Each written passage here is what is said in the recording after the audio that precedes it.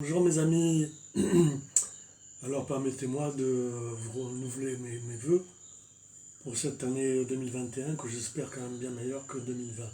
J'espère que les associations, les expositions vont reprendre cours rapidement et qu'on va sortir un peu de ce marasme qui nous entoure.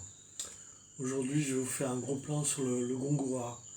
Bon, je n'étais pas vraiment un spécialiste du Gongora, mais maintenant qu'il y en a un qui porte mon nom grâce à Michel Bourdon, je dois faire un effort quand même.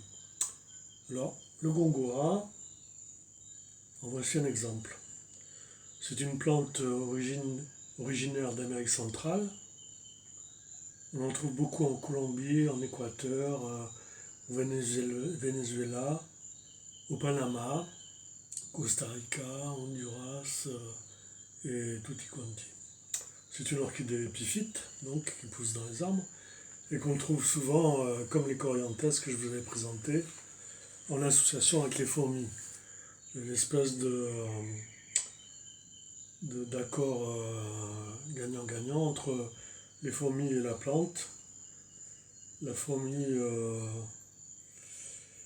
défendant la plante des prédateurs et la plante apportant des sucres pour l'alimentation des fourmis.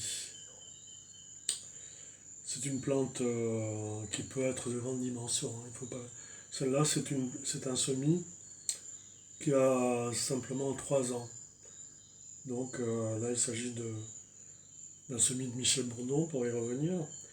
Lui, c'est un spécialiste des Gongora. Il a créé à peu près 25 nouveaux croisements de nouveaux hybrides de Gongora. Celui-ci, c'est encore un croisement avec la Tibacis. La Tibacis, c'est une espèce qui a été découverte il y a peu de temps, du moins décrite en 1993 par Génie.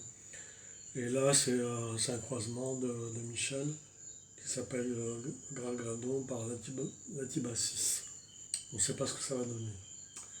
Alors bon, globalement, le nom de Gongora, ça vient d'un Colombien qui s'appelait Antonio Caballero y Gongora, qui est né en 1723 et qui est mort en 1796. Il était archevêque de Bogota, donc en Amérique du Sud. Lorsqu'on parle de Gongora, on évoque souvent leur parfum. Bon, il se trouve que les parfums sont variables. Et d'ailleurs, on ne devrait pas dire parfum, mais plutôt odeur, puisque le parfum est une combinaison humaine et l'odeur est une émanation végétale. Donc, globalement, on emploie à tort le terme parfum, mais on peut l'accepter parce qu'après tout, c'est plus agréable de dire parfum que odeur. Donc, voici la vedette. La vedette, donc, c'est aussi un croisement de Michel, auquel il a donné mon nom, bien gentiment. Et je lui suis redevable de cette attention, qui me fait beaucoup d'honneur. Il s'agit d'un croisement donc entre la Tibacis et Chocoladon.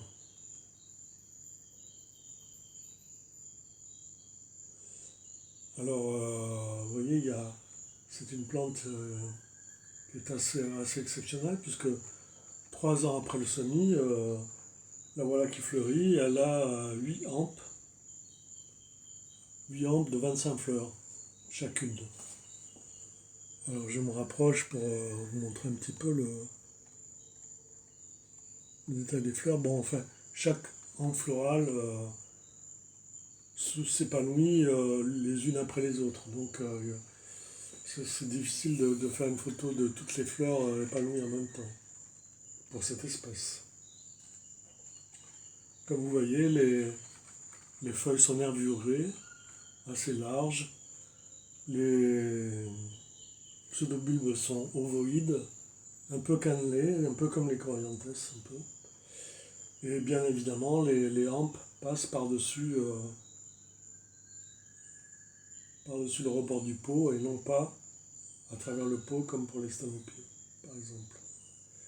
C'est une plante qui apprécie une bonne luminosité, une bonne ventilation, pas mal d'humidité, puisqu'en fait à l'origine elles peuvent pousser du niveau de la mer jusqu'à 1800 mètres, 1900 mètres même. Et souvent leur odeur est particulièrement envoûtante. Là j'ai de la chance parce que l'un des parents, la Tibassis, il a une odeur de poisson pas bien frais, vous voyez. Donc le croisement ne reproduit pas cette qualité, si je puis m'exprimer ainsi. En tout cas, c'est une plante qui est facile à tenir, qui demande une température entre 20 et 26 degrés. Enfin, si plus c'est au-dessus de 20 degrés, et mieux c'est.